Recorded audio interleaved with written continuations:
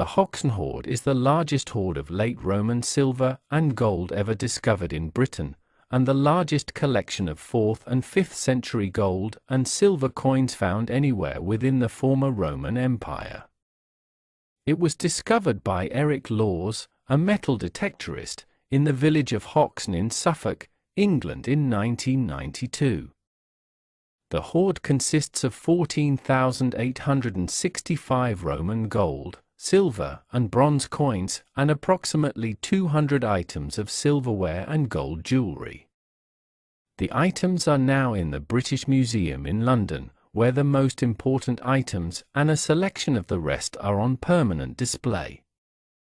In 1993, the Treasure Valuation Committee valued the hoard at £1.75 million and around £4.5 million in 2023.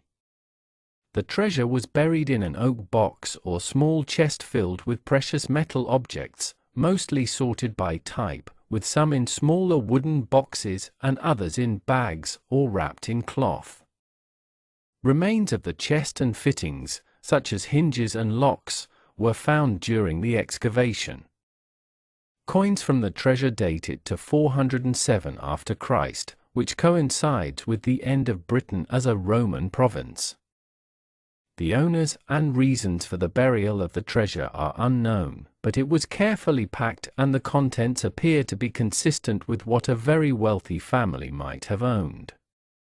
It is likely that the treasure represented only a fraction of its owner's wealth, given the absence of large silver service vessels and some of the more common types of jewelry.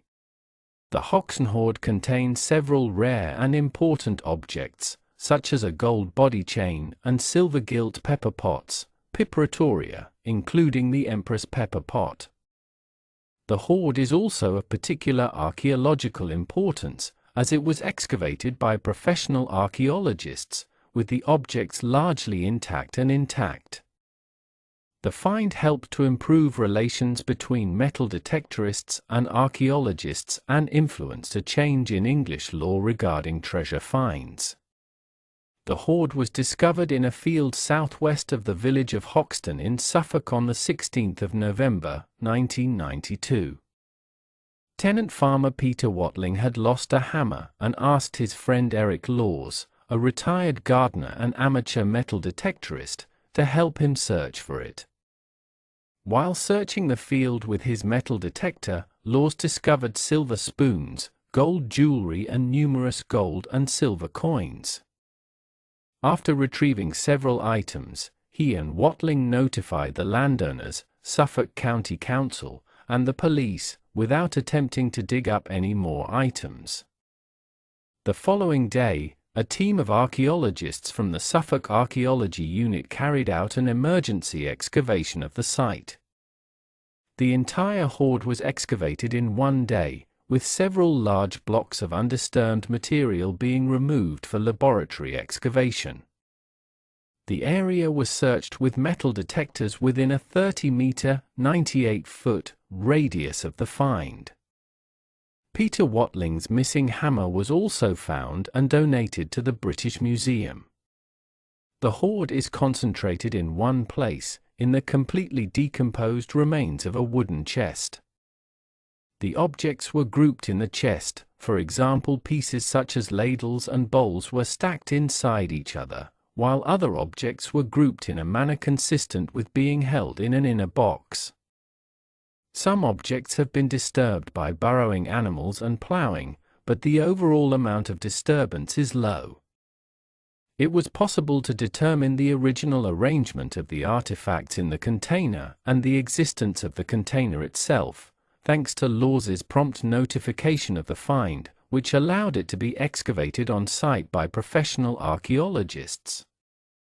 The excavated treasure was taken to the British Museum. The discovery was leaked to the press, and the Sun newspaper published a front-page story on the 19th of November, along with a photograph of Laws with his metal detector. The full contents of the treasure and its value were still unknown, but the newspaper article claimed that it was worth £10 million. In response to the unexpected publicity, the British Museum held a press conference at the museum on the 20th of November to announce the discovery. Newspapers quickly lost interest in the treasure, allowing British Museum curators to sort, clean and stabilize it without further press disruption. The initial cleaning and major conservation were completed within a month of its discovery. An inquest was held in Lowestoft on the 3rd of September, 1993, and the treasure was declared a hoard, meaning that it was believed to have been hidden with the intention of being recovered at a later date. Under English common law, anything declared as such belongs to the Crown if no one else claims ownership of it. The usual practice at the time was to reward anyone who found and promptly reported a treasure with money equal to its market value, the money being provided by the national institution wishing to acquire the treasure.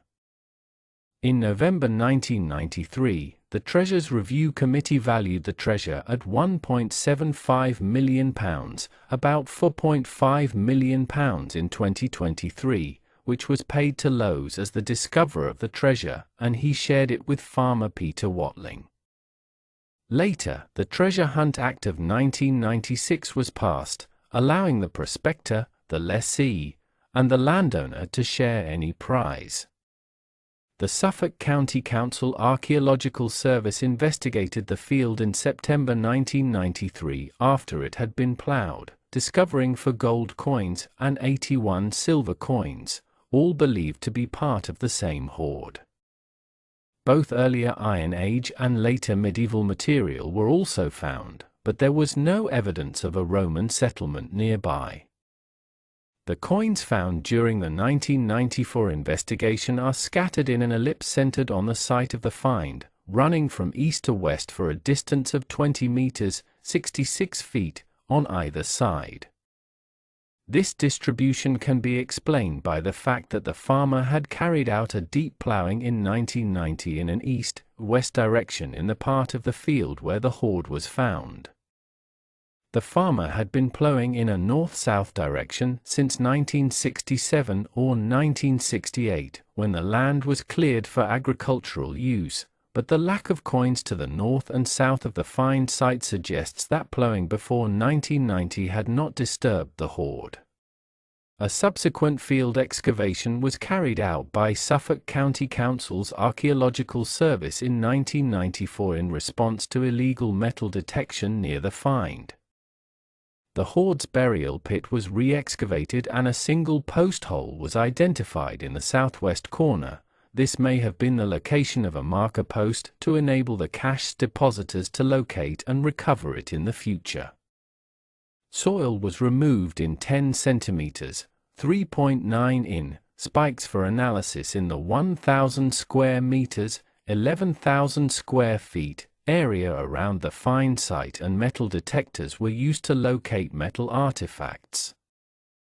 This excavation yielded 335 items dating from the Roman period, mainly coins, but also some box fittings. A number of late Bronze Age or early Iron Age post holes were found, which may have formed a structure. However, no structural features from the Roman period have been found. The treasure consists mainly of gold and silver coins and jewelry, totaling 3.5 kilograms, 7.7 pounds of gold and 23.75 kilograms, 52.4 pounds of silver. It was placed in a wooden chest made mostly or entirely of oak, measuring approximately 60 by 45 by 30 centimeters, 23.6 by 17.7 by 11.8 in. Within the chest, some items were apparently placed in smaller boxes made of yew and cherry wood, while others were packed in woolen cloth or hay. The chest and the inner boxes had almost completely disintegrated after being buried, but fragments of the chest and its accessories were found during excavations. The main items found in the hoard are 569 gold coins, solidi, 14,272 silver coins, consisting of 60 milliarens and 14,212 silicium. 24 bronze coins, nummi. 29 gold jewelry. 98 silver spoons and ladles. A silver tigress made as a pot handle. For silver bowls and a small dish. 1 silver cup. 1 silver vase or jug. For pepper pots, including the Lemprous pepper pot. Toilet items such as toothpicks. 2 silver locks from decomposed remains of wooden or leather caskets. Traces of various organic materials, including a small ivory pyxis.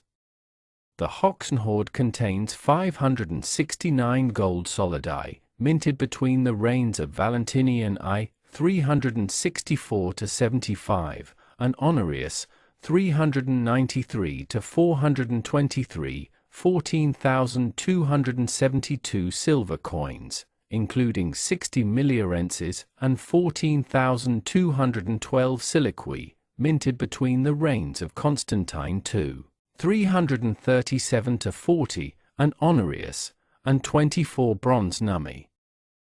It is the most significant coin find from late Roman Britain and contains all the major coin denominations of the period, as well as many examples of struck silver coins typical of late Roman Britain.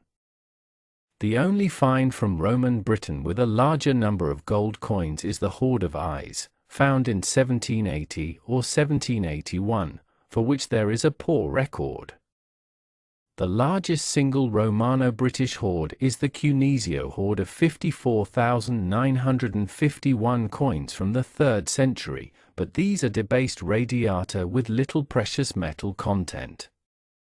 The Frome hoard was discovered in Somerset in April 2010, containing 52,503 coins minted between 253 and 305, also mostly debased silver or bronze. Larger hoards of Roman coins have been found at Misrata, Libya, and it is thought that also at Evros, France, 100,000 coins, and Komino, Croatia, 300,000 coins. All of the gold solidi are close to their theoretical weight of 4.48 grams, 1 in 72 of a Roman pound. The purity of a solidi from this period is 99% gold. The total weight of the solidi in the hoard is almost exactly 8 Roman lire, suggesting that the coins were measured by weight rather than number. Analysis of the silicium suggests a purity range of between 95% and 99% silver, with the highest percentage of silver found immediately after the coinage reform in 368. Of the siliciums, 428 are locally produced imitations, usually of high quality and containing as much silver as the official silicium of the period. However, a few are forgeries such as clichés, where a core of base metal is wrapped in silver foil. The coins are the only items in the Hoxne Hoard for which a precise date and place of production can be established. All the gold coins and many of the silver coins bear the names and portraits of the emperor during whose reign they were struck. Most also retain the original mint marks that identify where they were struck, illustrating the Roman system of regional mints producing coins of a uniform design. The production of the coins has been traced to a total of 14 sources: Trier, Arles, and Lyons, in Gaul, Ravenna, Milan, Aquileia, Rome, in modern Italy, Sicia, modern Croatia, Sirmium, modern Serbia, Thessaloniki, Greece, Constantinople, Cyzicus, Nicomedia, and Anshur, modern Turkey. The coins were struck under 3 dynasties of Roman emperors. The earliest were the successors of the Constantinian dynasty, followed by the emperors of Valentinian and finally by the emperors of Theodosius.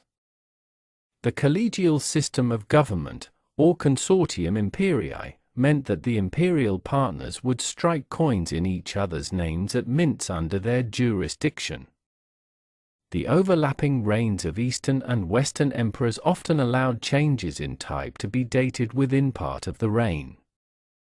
Thus the latest coins in the hoard of the Western ruler Honorius 393 to 423 and his rival Constantine III 407 to 411 can be shown to belong to the earlier parts of their reigns, as they correspond to the lifetime of the Eastern Emperor Arcadius, who died in 408.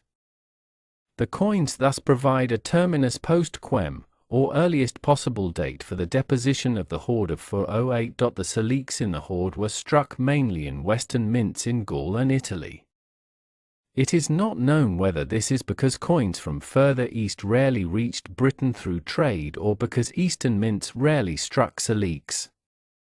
Coinage seems to have followed the location of the imperial court at the time. For example, the concentration of Trier coins is much greater after 367, possibly related to the relocation of Gratian's court to Trier. The edge of almost every silver salique in the hoard was trimmed to some extent. This is typical of Roman silver coin finds from this period in Britain, although trimmed coins are very uncommon in the rest of the Roman Empire. The trimming process invariably leaves the imperial portrait intact on the obverse of the coin, but often damages the mint mark, inscription, and image on the reverse. The possible reasons for trimming coins are controversial. Possible explanations include fraud, a deliberate attempt to maintain a stable ratio between gold and silver coins, or an official attempt to secure a new source of silver bullion while maintaining the same number of coins in circulation. The huge number of trimmed coins in the Hoxne Hoard has allowed archaeologists to observe the process of trimming coins in detail. The coins were apparently trimmed with the obverse side up to avoid damaging the portrait. The average level of cut is approximately the same for coins dating from 350 onwards. All the jewelry in the hoard is gold, and all the gold objects in the hoard are jewelry other than coins. None of the jewelry is unambiguously male, although a few pieces of jewelry may have been worn by both sexes, such as rings. There is 1 body chain, 6 necklaces, 3 rings, and 19 bracelets. The total weight of the gold jewelry is about 1 kilogram, 2.2 pounds, and the average metal content of the jewelry is 91.5% gold, about 22 carats, with small amounts of silver and copper in the metal.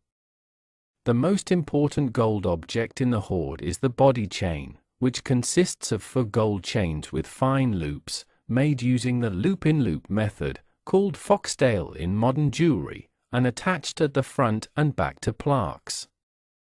At the front, the chains have ends in the shape of lion heads, and the plaque has jewels mounted in gold cages, with a large amethyst surrounded by 4 smaller garnets alternating with 4 empty cages, which probably contain pearls, which have disintegrated.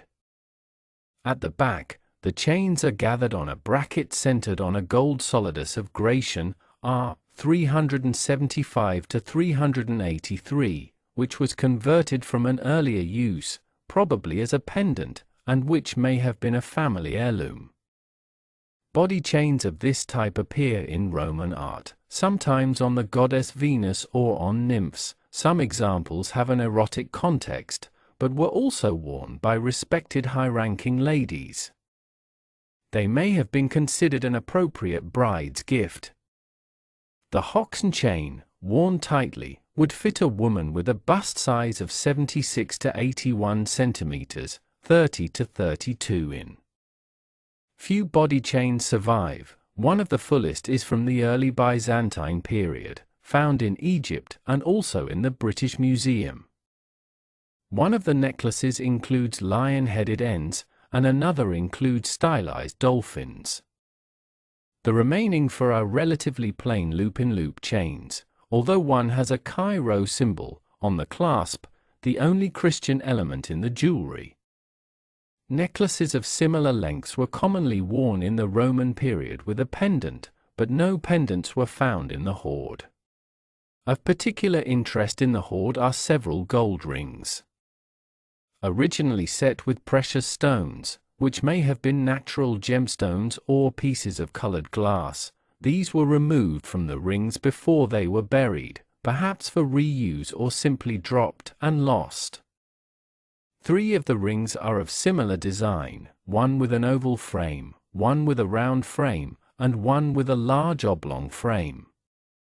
There were 19 bracelets buried in the hoard, including 3 matching sets of 4 made of gold. Many similar bracelets have survived, but the sets of 4 are the most unusual. They may have been worn 2 on each hand or were probably shared by 2 related women. One set is decorated by crimping the gold with lateral and transverse flutes, the other 2 sets bear geometric designs with perforation. Another 5 bracelets bear hunting scenes, common in late Roman decorative art. 3 have designs executed in perforation, while the other 2 are in repousse. One bracelet is the only gold item in the hoard to bear an inscription. It reads, Viti rea Felix Domina Ivlian in Latin, meaning use this happily, Lady Juliana. The phrase Uteri Felix, or sometimes Uti Felix, is the second most common formula for inscriptions on objects in Roman Britain, and is used to wish for good luck, prosperity, and joy. The formula is not specifically Christian, but is sometimes found in explicitly Christian contexts, for example in conjunction with the Chi-Rho symbol. The jewelry may represent spare items, rarely or never used in the collection of a wealthy woman or family. Some of the most common types of jewelry, such as brooches, pendants, and earrings, are missing. Items set with precious stones are particularly absent, although they were very much in the taste of the day. Catherine Jones, former senior curator of Roman Britain at the British Museum, speculates that the owner's current or favorite jewelry was not included in the hoard.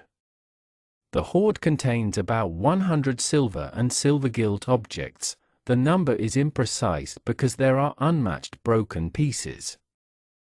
These include a statuette of a leaping tigress made as a handle for an object such as a jug or lamp, for pepper pots, Piperatory, a cup, a vase or jug, small jug, for bowls, a small plate, and 98 silver spoons and ladles. The cup and jug are decorated with similar leaf and stem patterns, and the jug has 3 gilded bands. In contrast, the small bowls and plate are plain, and it is assumed that the owners of the hoard had many more such objects, probably including the large decorated vessels found in other hoards.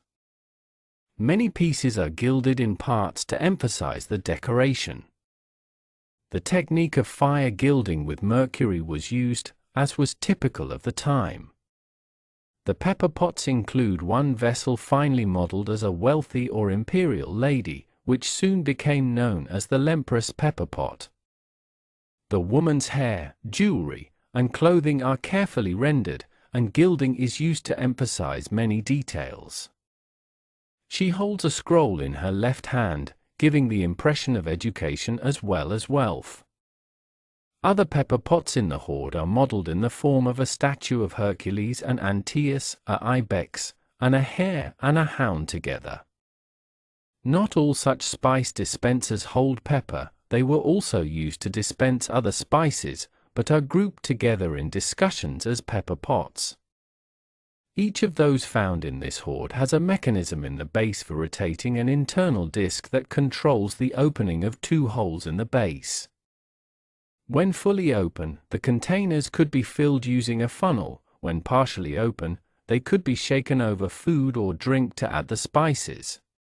Piperatorium is usually translated as black pepper, and black pepper is considered the most likely spice for which these vessels were used.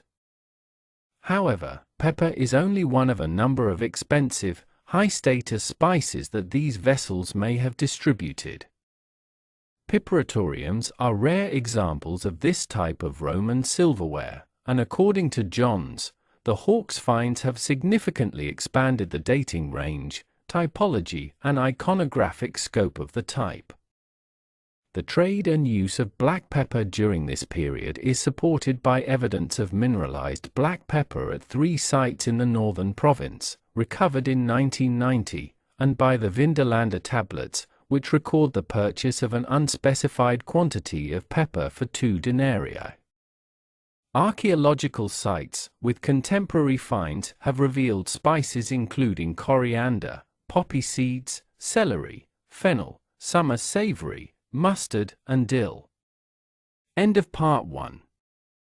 To be continued.